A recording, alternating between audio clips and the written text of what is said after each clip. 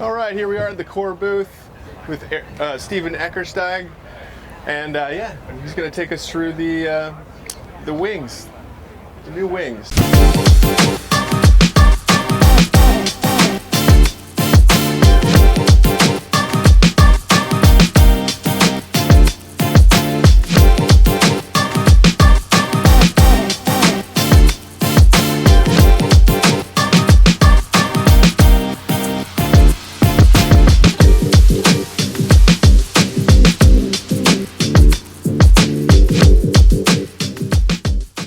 The new wings, yes. Exactly. So new this year for Core is that we started an entire wing lineup. I'm super stoked on this. I was very involved together with Willow as riders and Thomas Burblies and a lot of other people, very involved in getting these products out here for the general public and on the market. And I have to say I'm beyond stoked with how everything turned out. The first thing I would start with again is just our general goal when the guys started designing this, and the goal is to make an accessible foil that you can grow with. So we were not searching to make the best pumping foil or a very specific foil.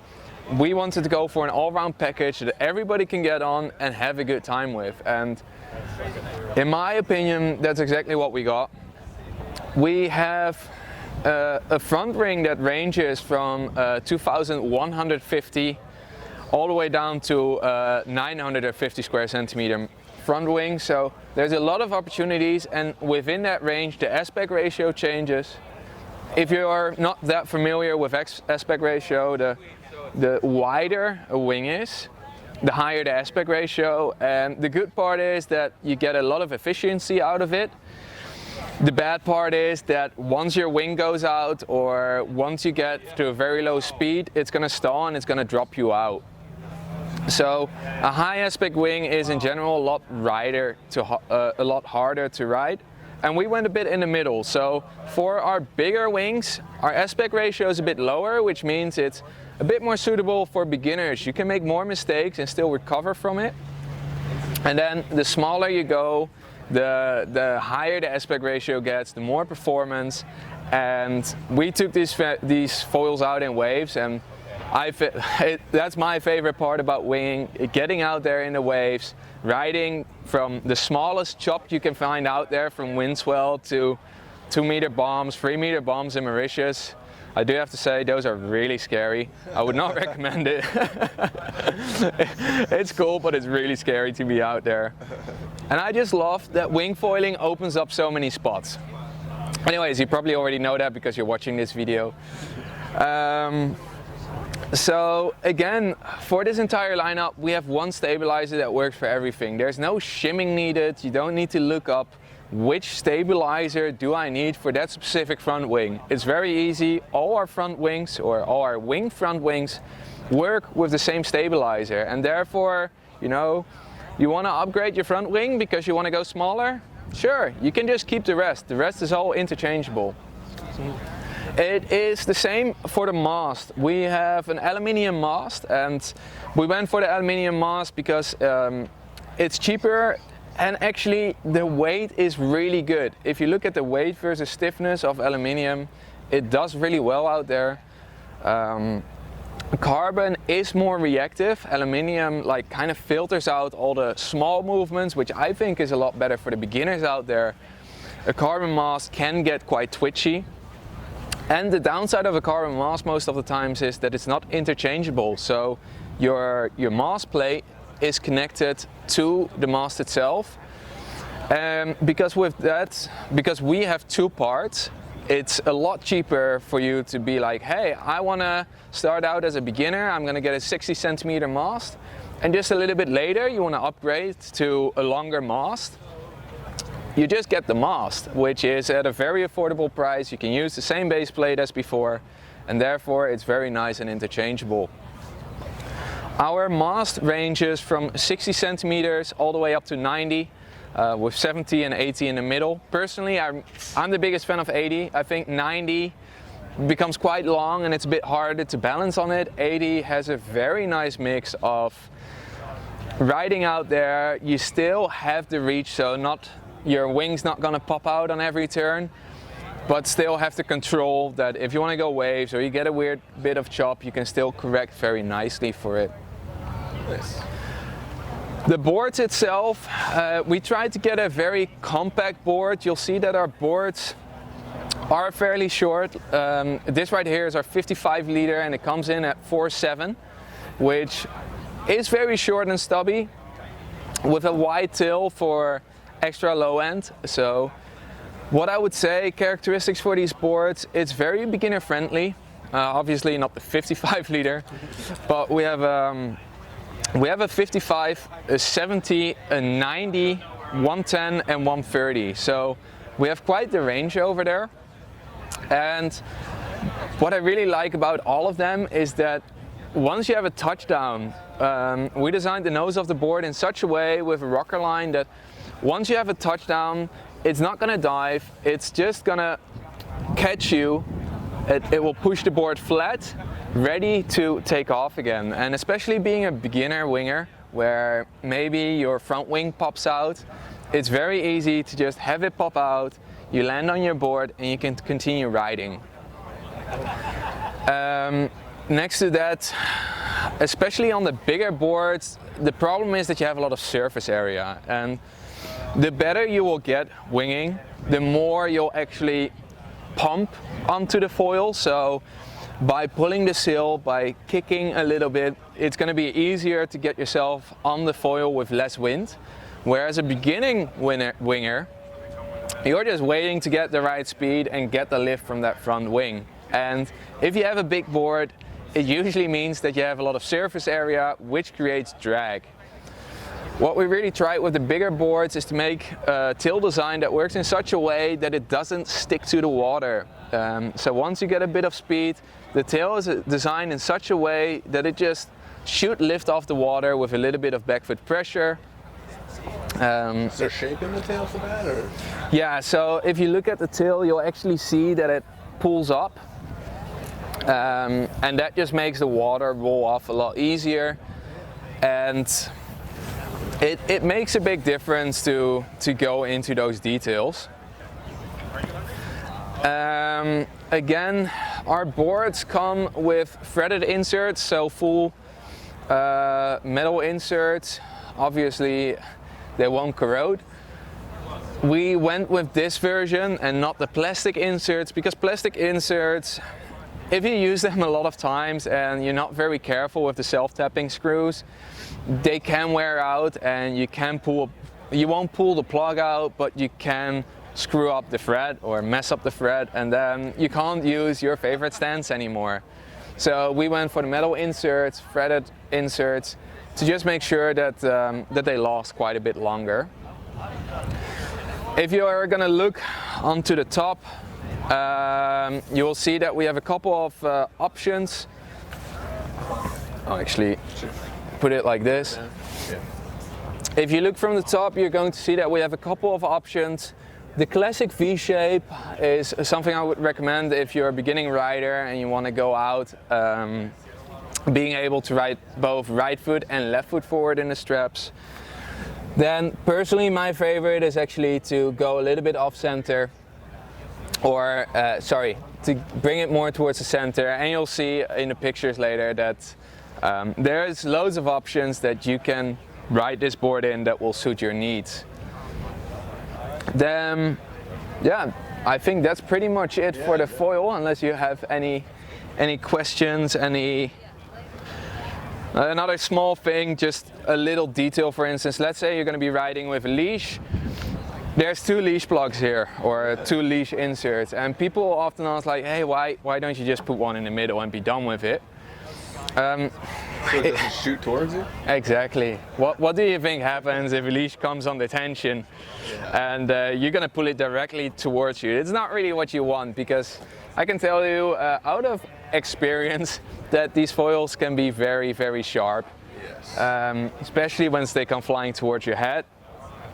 If you put the leash inserts off center, If you put the leash inserts off center, you will find that it's not going to come directly at you, but be diverted towards the side. And it's small details like this that make a difference, in my opinion. Then I'll just put this one on the side. We go towards the wing over there. So you just have the one model of wing, is it? Or is it... Yeah, that is correct. We only have one model wing. Yep. Again, our goal is to create a wing that is rideable for everyone, from a beginner to an advanced rider. We put it through its paces, and to be fair, I was not the most advanced rider when I started winging and when we started designing these wings, and I'm still not a very advanced rider in the way of like the entire freestyle thing. But what I love about winging is the waves that you can catch with it. And I think that this wing especially does really well for the wave riding.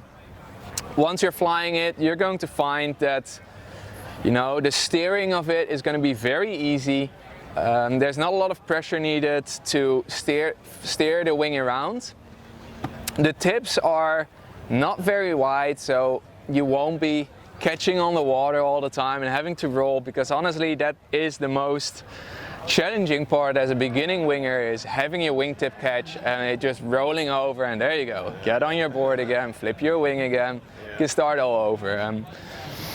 Yeah, I really enjoyed this wing being more of a beginning rider. And then once you go out in the waves, you're going to find that if you hold the handle, it's going to follow you nicely. It doesn't want to flip around.